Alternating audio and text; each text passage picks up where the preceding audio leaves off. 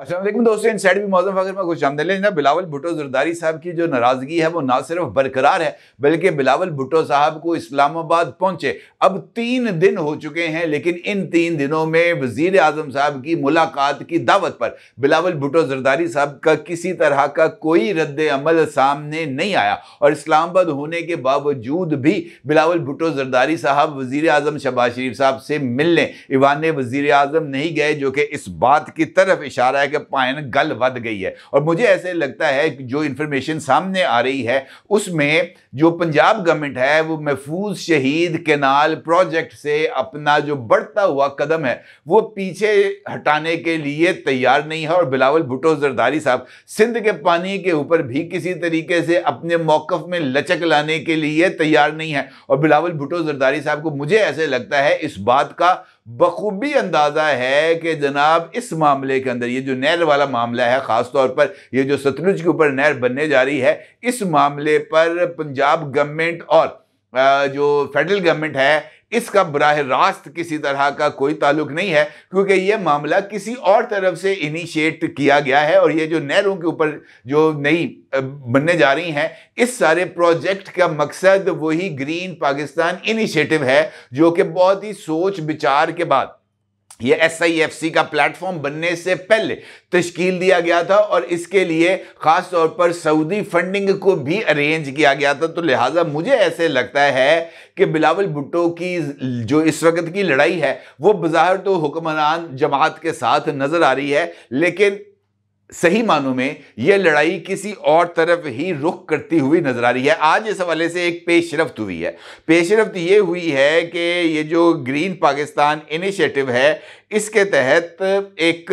थोड़ी सी जर्नलिस्टों के साथ एक बैठक भी हुई है और उस चक्कर के अंदर ना ये बात बताई गई है कि पाकिस्तान के ज़रई मुस्तकबिल के लिए ये जो कैनाल है महफूज शहीद कैनाल, इसकी तामीर जो है वो नागुज़ीर है। ये बात बताई जा रही है कि ये चोलिस्तान के बंजर इलाकों को काबिल काश्त करने के लिए ये जो प्रोजेक्ट है वो लॉन्च किया गया है और ये जो महफूज शहीद कैनाल है इसकी तामीर नेशनल वाटर पॉलिसी 2018 के ऐन मुताबिक है। महफूज शहीद कैनाल सुलेमान की हेडवर्क से फोर्ट अब्बास तक तामीर की जाएगी। 176 किलोमीटर तवील ये जो नहर है ये दरियाए सतलुज पर बनाई जा रही है और इसका उनका गवर्नमेंट का ये कहना है कि चूँकि ये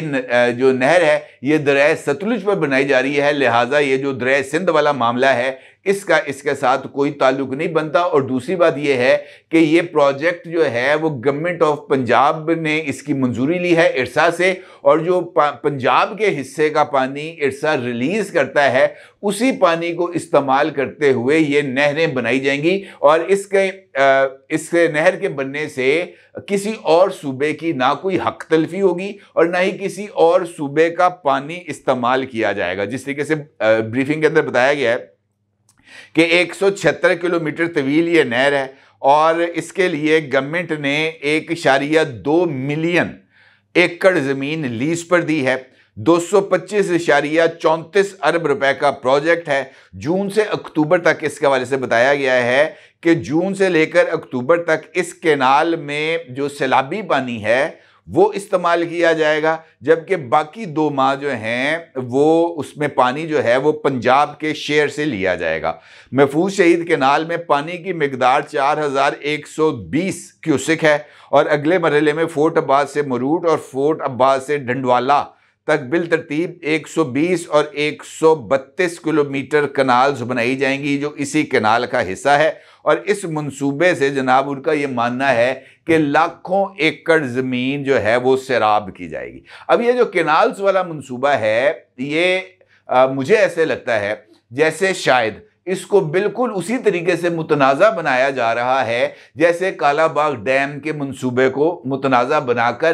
पाकिस्तान को एक जानिब ये महंगी बिजली खरीदने पर मजबूर किया गया और उसके नतीजे में पाकिस्तान जो है वो ग़ज़ाई किल्लत का भी शिकार हुआ और उसके नतीजे में लाखों मिलियन एकड़ फुट पानी अनयूज्ड जो पानी है वो समुद्र के अंदर हम गिराकर पानी को ज़ाया कर रहे हैं। अब अगर मिसाल देता हूं मैं आपको कि ये एक नहर बनती है जिसके बारे में ये बात बताई गई है, और सिंध में इसको लेकर बहुत ज़्यादा मुजाहरे किए जा रहे हैं। उनको इस हवाले से ये खदशात हैं कि ये जो नहरें हैं ये दरियाए सिंध से निकाली जा रही हैं, और दरियाए सिंध से जो अगर पानी लिया जाएगा तो उनका ये मानना है कि जनाब उनका हक तलफी होगी, और वहाँ पर यहाँ पर हम लाखों एकड़ बंजर ज़मीन को सरसब्ज करने के चक्कर में सिंध की सरसब्ज ज़मीन को बंजर बना देंगे। ये एक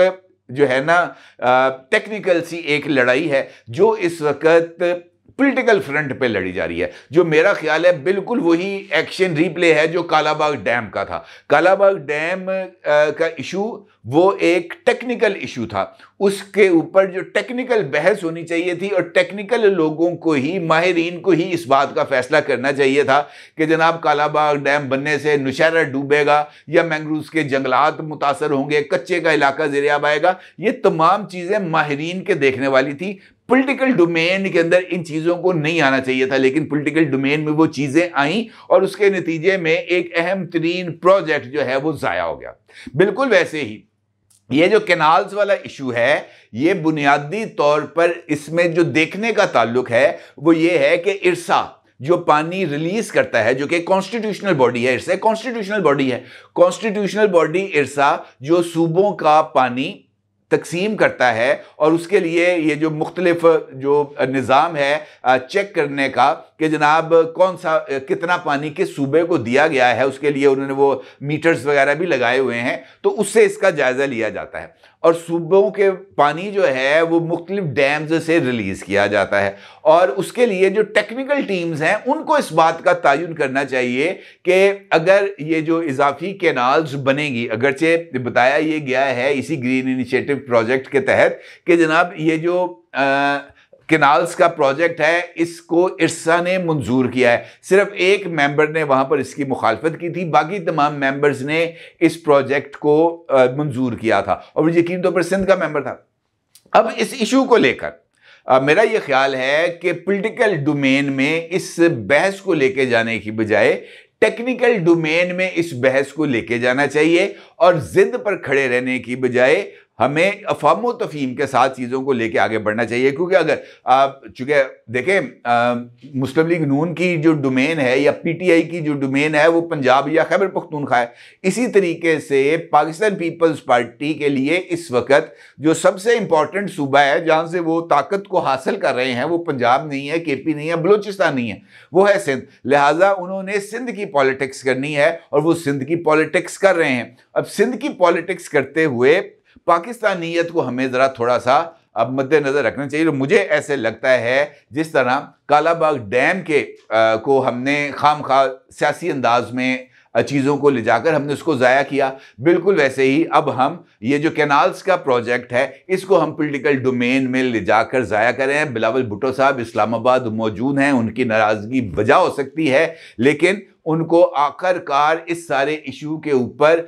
अपनी पॉलिटिकल लीडरशिप के साथ बात करना होगी। मेरा ये ख्याल है कि शहबाज शरीफ साहब, बिलावल भुट्टो साहब, मरियम नवाज साहिबा और दीगर टेक्निकल लोग एक सिटिंग करें ताकि इस मसले का हल भी निकल सके और ये तमाम चीज़ें अफामो तफहीम के साथ सेटल डाउन भी की जा सके। अपनी राय का ज़रूर इज़हार कीजिएगा। आपका बहुत शुक्रिया। अल्लाह हाफ़िज़।